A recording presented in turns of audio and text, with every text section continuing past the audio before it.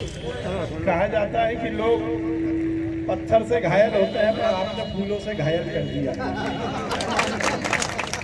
आप सबको मैं बहुत धन्यवाद देता हूं कि आपने बहुत गर्मजोशी के साथ मेरा स्वागत किया।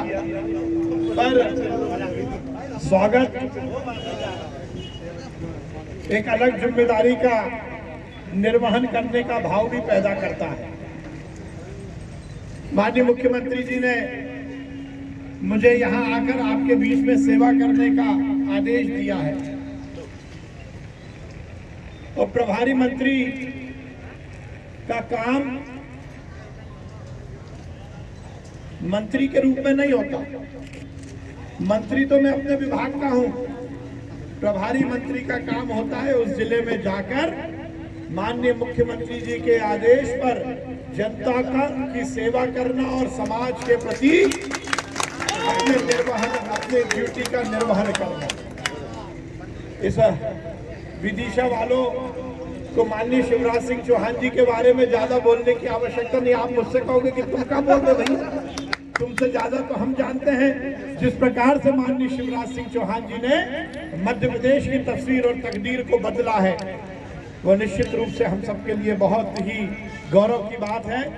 माननीय मुख्यमंत्री जी के निर्देश पर मैं यहाँ आया हूँ और आपको विश्वास दिलाता हूँ कि जिस भाव से, जिस भावना से भारतीय जनता पार्टी की मध्य प्रदेश की सरकार जनता की सेवा और उसके कल्याण में लगी है, उसी धारा को मैं भी आगे बढ़ाऊंगा। दौर कठिन है, कोविड अभी समाप्त नहीं हुआ है,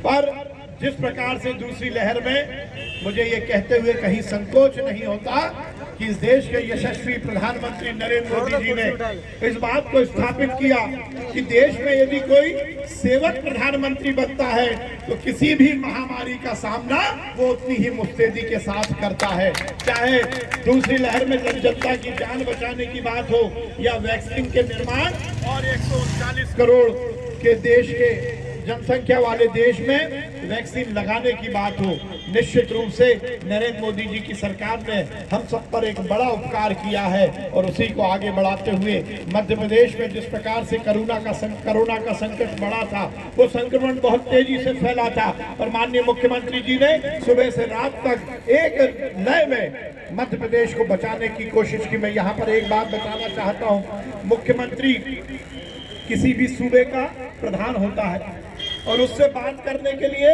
बड़े बड़े लोग लालायित रहते हैं। मुझे ये कहते हुए संकोच नहीं हो रहा, जब कोरोना का संकट था, ऑक्सीजन की कमी थी, माननीय मुख्यमंत्री जी ने मध्य प्रदेश की जनता की जान बचाने के लिए, ऑक्सीजन की आपूर्ति के लिए यदि उन्हें टैंकर के ड्राइवर तक से बात करनी पड़ी तो उन्होंने उससे भी बात करी। मुख्यमंत्री, मैंने पहले क्या कहा, सूबे का मालिक होता है मुख्यमंत्री।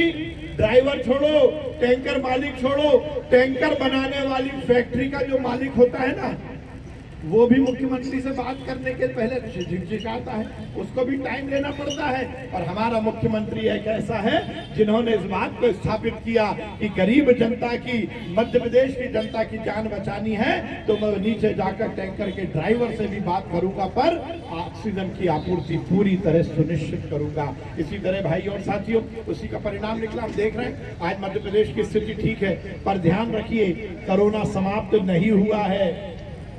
छुट्टी से नहीं, नाक और मुंह से जाए। देखो, मैं तो बोलते टाइम मास्क हटाया, मैं चाहूंगा सब मास्क लगाएं, जिलाध्यक्ष जी लगाएं, सभी लोग लगाए हुए हैं, सब लोग मास्क लगाएं और ये सुनिश्चित करें कि तीसरी लहर को हमें मध्य प्रदेश नहीं आने देना है।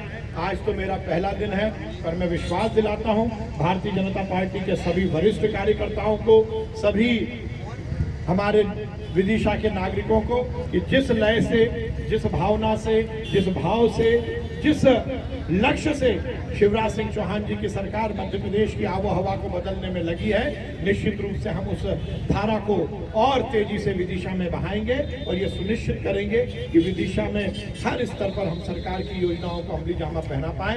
एक बार पुनः मैं आप सबको बहुत धन्यवाद देता हूं कि आपने मेरा यहाँ पर स्वागत किया और मुझे और उत्साह के साथ काम करने का ये उत्साह दिया है। मैं आप सबको बहुत धन्यवाद देता हूँ। भारत माता की जय।